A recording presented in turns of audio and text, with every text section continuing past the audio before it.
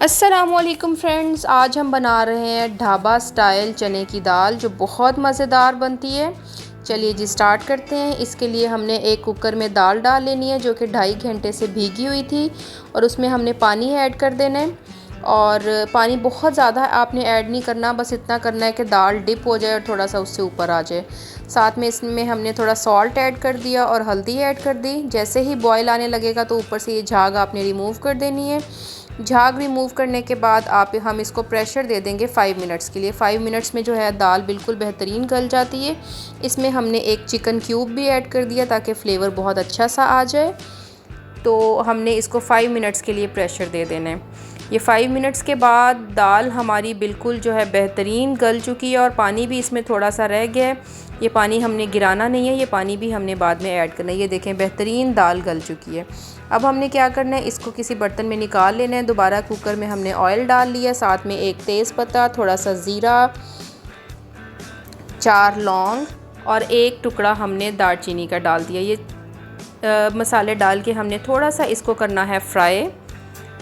थोड़ा सा फ्राई करने के बाद हमने साथ ही इसमें 2 प्याज जो कि फ़ाइन चॉप की हुई थी हमने वो ऐड कर देनी है और प्याज को हमने नरम कर लेना है। ये देखें जी प्याज हमारी थोड़ी सी सॉफ़्ट हो चुकी है। इसमें हमने अदरक लहसुन का पेस्ट ऐड कर देना है 1 टेबल स्पून अच्छे से, और इसको भी हमने थोड़ा सा फ्राई कर लेना है। अदरक लहसुन के पेस्ट को हमने कर लिया फ्राई। साथ ही हमने जो 2 टमाटर हमने अच्छे से फ़ाइन चॉप कर लिए थे वो ऐड कर देने हैं और इसको भी थोड़ा सा फ्राई कर लेना है। टमाटर को भी थोड़ा सा फ्राई करने के बाद ये हमने हरी मिर्चें जो 4-5 हरी मिर्चें हमने काटी हुई हैं ये हमने ऐड कर देनी है। दाल में इस तरह हरी मिर्चें कटी हुई बहुत अच्छी लगती हैं और अगर आप इसको थोड़ा सा इस तरह तिरछा काटेंगे तो वो और भी खूबसूरत लगती हैं। अब हमने ज़रा इसमें स्पाइसेस ऐड कर देने हैं। थोड़ा सा नमक ऐड किया, नमक हमने दाल गलाते हुए भी ऐड किया था तो कम ऐड करना है। साथ ही हमने red chilli powder, chilli flakes, हल्दी और धनिया पाउडर और साथ में ही हमने 1 टीस्पून ज़ीरा पाउडर भी ऐड कर दिए। ये सारे मसाला जात ऐड करके थोड़ा सा हमने पानी भी डाल देना है ताकि ये मसाले जले नहीं और अच्छे से पक जाएं। थोड़ा सा पानी ऐड करके आपने इसको अच्छे से पका लेना है और ऑयल जब तक सेपरेट हो जाए तब तक आपने इसको अच्छे से भून लेना है।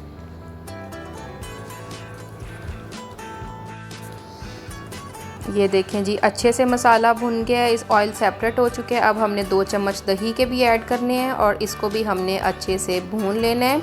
अच्छे से भूनने के बाद जो हमने दाल बॉयल की थी वो पानी समेत जितना भी उसमें पानी था वो इसमें ऐड कर देना है और इसको मिक्स कर लेना है। हमने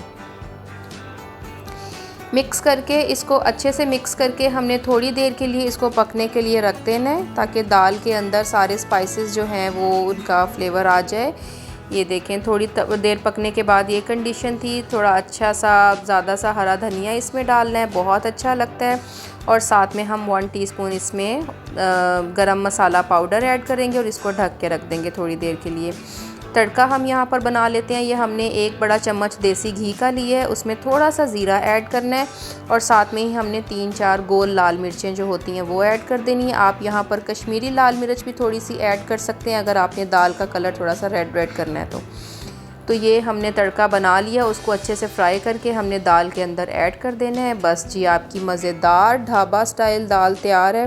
तड़का आपने लाजमी देसी घी में बनाना है क्योंकि उसका जो फ्लेवर आता है ना वो बिल्कुल वही आता है जो हमें बाहर रेस्टोरेंट्स में खाने के लिए मिलती है या ढाबों पे मिलती है। तो ये देखें जी हमने कर लिया डिश आउट। मज़ेदार ढाबा स्टाइल दाल बन के तैयार है। मेरी रेसिपीज़ को लाइक करें, फॉलो करें, मेरे चैनल को सब्सक्राइब करें और ऐसे ही मेरी वीडियोस देखते रहें। मिलेंगे एक नई रेसिपी के साथ। अल्लाह हाफ़िज़।